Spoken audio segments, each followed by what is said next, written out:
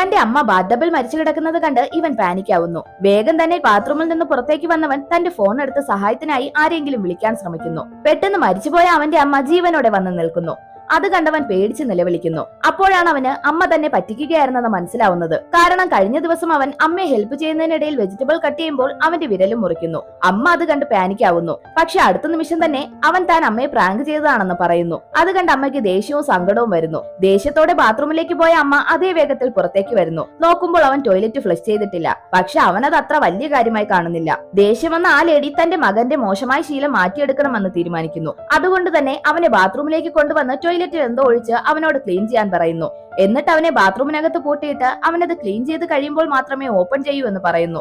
Actually ഈ ലേഡിക്ക് cancer ആണെന്ന് കണ്ടുപിടിക്കുന്നു. 4th സ്റ്റേജ് ആയതുകൊണ്ട് തന്നെ ഇനി കുറച്ചു ദിവസം കൂടി മാത്രമേ അവർ ജീവിച്ചിരിക്കൂ. അതുകൊണ്ട് തന്നെ ജീവിച്ചിരിക്കുന്ന കാലം തനിക്ക് ഇഷ്ടമുള്ള കാര്യങ്ങൾ ചെയ്യാൻ അവർ തീരുമാനിക്കുന്നു. അതിനായി തന്റെ വീട്ടിലെ സോഫയിൽ വൈൻ ഒഴിക്കുന്നു. എന്നിട്ട് അത് തിരിച്ചിട്ട് ഒന്നും സംഭവിക്കാത്തതുപോലെ ഇരിക്കുന്നു. മാത്രമല്ല മകന്റെ ഒപ്പം ടൈം സ്പെൻഡ് ചെയ്യുന്നതിനായി അവന്റെ സമ്മർ ക്യാമ്പ് ക്യാൻസൽ ചെയ്യുന്നു. പക്ഷെ അവനത് ഇഷ്ടമാവുന്നില്ല. അവൻ അമ്മ അറിയാതെ ക്യാമ്പിന് പോകാൻ തീരുമാനിക്കുന്നു. അമ്മ അത് വെറുതെ വിടാൻ തയ്യാറാവുന്നില്ല. അവർ സ്കൂൾ ബസിനെ ഫോളോ ചെയ്ത് പെയിന്റ് ബോൾ ഗണ്ണ് വെച്ച് ബസിന് നേരെ ഷൂട്ട് ചെയ്യുന്നു. വേറെ വഴിയില്ലാതെ ഡ്രൈവർ വണ്ടി നിർത്തുന്നു. അവർ ബസിനകത്ത് വന്ന് മകനെ കൂട്ടിക്കൊണ്ടു പോകുന്നു.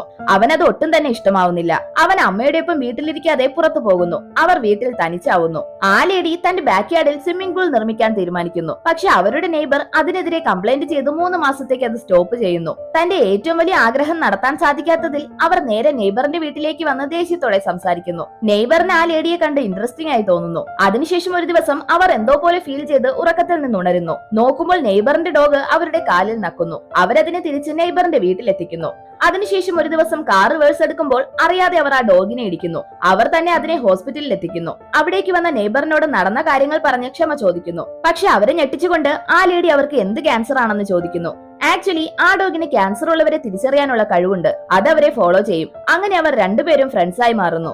അടുത്ത ദിവസം ആ ലേഡി വിചിത്രമായ ഒരു തീരുമാനമെടുക്കുന്നു. തന്റെ സേവിങ്സ് എല്ലാം വെച്ച് അവർ ഒരു ലക്ഷറി കാർ വാങ്ങുന്നു. അതിനുശേഷം മകൻ അമ്മയുടെ ബാഗിൽ നിന്ന് ക്യാഷ് എടുക്കാൻ വരുമ്പോൾ ഒരു ഗ്യാരേജിന്റെ കീ കിട്ടുന്നു. അവൻ ഉടനെ അവിടേക്ക് വന്ന് ഡോർ ഓപ്പൺ ചെയ്ത് നോക്കുമ്പോൾ അതിശയിക്കുന്നു. നോക്കുമ്പോൾ അതിനകത്ത് നിറയെ ഗിഫ്റ്റുകളാണ്. അതിലെ ഓരോ കാർഡും തുറന്നു നോക്കുമ്പോൾ ഇവന്റെ ഓരോ ബർത്ത്ഡേക്കുമുള്ള ഗിഫ്റ്റ് ആണ്. അത് കണ്ടതിന് ശേഷം അവൻ അമ്മയുടെ ഇപ്പോഴത്തെ അവസ്ഥ എന്താണെന്ന് മനസ്സിലാവുന്നു.